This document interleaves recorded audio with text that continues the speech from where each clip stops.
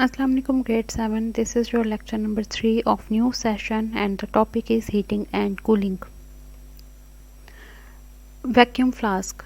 Vacuum flask basically होता क्या है? वैक्यूम फ्लास्क और थर्मस, इसको हम लोग कॉमन लैंग्वेज में थर्मस फ्लास्क भी बोलते हैं। कैन कीप ड्रिंक्स हॉट और कोल्ड फॉर आवर्स। ये क्या करता है? हीट जो कोई भी हम उसमें जैसे चाय डालेंगे या कोई हम लोग उसमें चिकन स्टॉक डालेंगे तो वो उसको बहुत देर तक गर्म रखेगी, ठीक है, कुछ घंटों तक।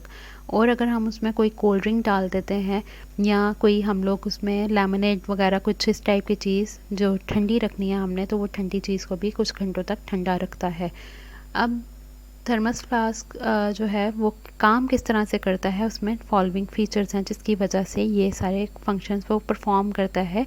चीज़ को कुछ घंटों तक गर्म और चीज़ को कुछ घंटों तक ठंडा रखता है। The stopper reduces heat loss by convection and conduction. Heat loss जो हो रहा था कन्वेक्शन और कंडक्शन की वजह से, वो दोनों को स्टॉपर रिड्यूस कर देता है। उसका एयर के साथ भी कनेक्शन ख़त्म कर देता है। और स्टॉपर जो है मोस्टली वो मेटेलिक नहीं, वो प्लास्टिक या इस टाइप के इंसुलेटर से बने होते हैं ताकि हीट जो है वो बाहर ना निकले, क्योंकि इंसुलेटर जो है वो हीट को कंडक्ट नहीं करते किसी भी फॉर्म में। तो वो इंसुलेटर से स्टॉपर्स बनाए जाते हैं। उसके बाद space between the wall has the air remove to reduce heat loss. Air जो होती है उसमें दरमियान में, जो वॉल्स के दरमियान में, उसको रिमूव कर दिया जाता है, वैक्यूम क्रिएट किया जाता है। वहाँ पे कोई हवा नहीं होती जिसकी वजह से हीट जो है वो किसी भी चीज़ के अंदर से जो गर्म है उसमें से हीट नहीं निकलेगी। और अगर तो ठंडी चीज़ हमने फ्लास्क में डाली है तो बाहर की हीट उसके अंदर नहीं आएगी, वो चीज़ ठंडी नहीं हो, गर्म नहीं होगी। The silver lining of the wall reduces heat loss by radiation. Waves की फॉर्म में भी जो हीट लॉस होनी थी उसको भी इस सिल्वर कलर की लाइनिंग ने उसको रिड्यूस कर दिया। क्यों, कैसे रिड्यूस किया? क्योंकि वो रेज़ को रिफ्लेक्ट कर रही है, ठीक है। सिल्वर लाइनिंग जो है वो कभी आपने कभी देखा हो, फ्लास्क जो है उसको जब ओपन करें तो फ्लास्क के बाहर शीशा जो होता है अंदर जिसमें हम लोग लिक्विड डालते हैं, उसके बाहर एक कोट किया होता है उन्होंने सिल्वर से कलर का, शाइनी सरफेस होती है जिसकी वजह से हीट लॉस रेडिएशन के थ्रू रुक जाता है, ठीक है। हीट जो है रेडिएशन के थ्रू नहीं निकलती।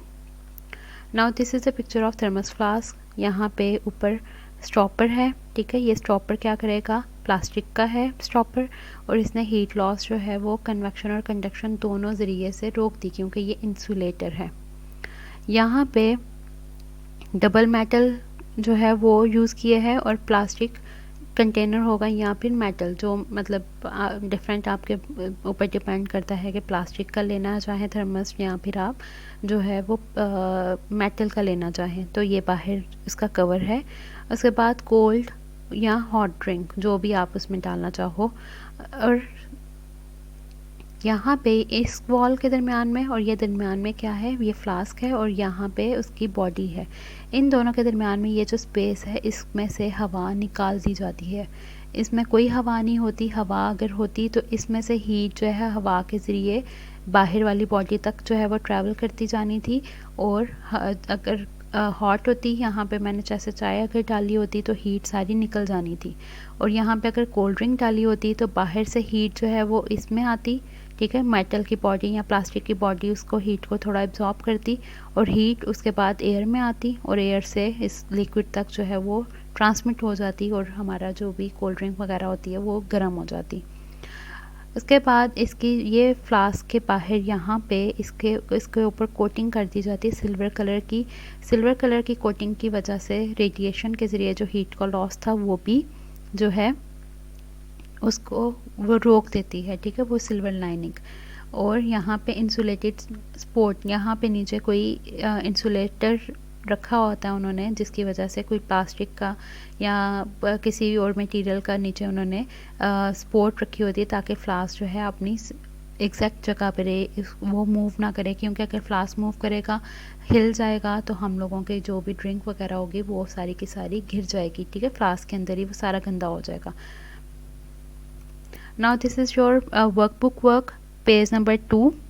These are your true false and MCQs. MCQs में आपको नज़र आ रहा होगा कि सारे के सारे ए ही ऑप्शन करेक्ट हैं, ठीक है। Column matching on page number 4.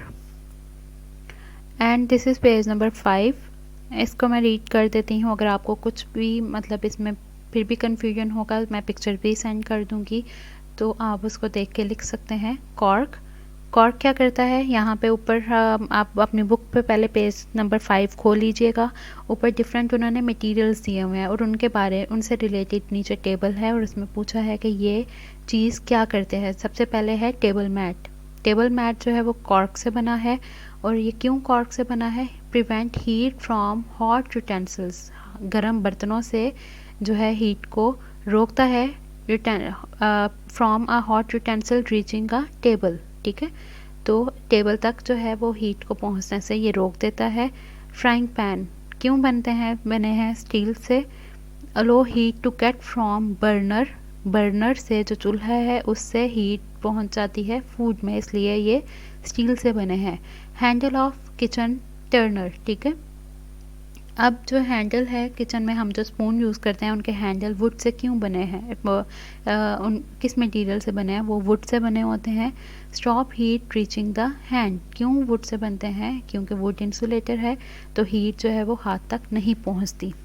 Base of iron, ठीक है, बेस ऑफ आयरन जो इस्त्री है उसकी बेस जो है वो किस मेटल से बनी हुई है, एल्यूमिनियम से। क्यों एल्यूमिनियम से बनी है, allow heat to pass from iron to clothes, इस्त्री से क्लोथ्स तक हीट पहुंच जाए, इसलिए वो किससे बनी है, एल्यूमिनियम से। ब्लैंकेट, ब्लैंकेट किससे बना है, वूल से। Trap air to keep you warm, air को ट्रैप करता है और हमें वार्म रखता है। कंडक्टर्स क्या हैं इन सब में, स्टील, कॉपर, एल्यूमिनियम, और इंसुलेटर है कॉर्क, वुड, प्लास्टिक, ठीक है। Now you have to do this on your workbook. Thank you.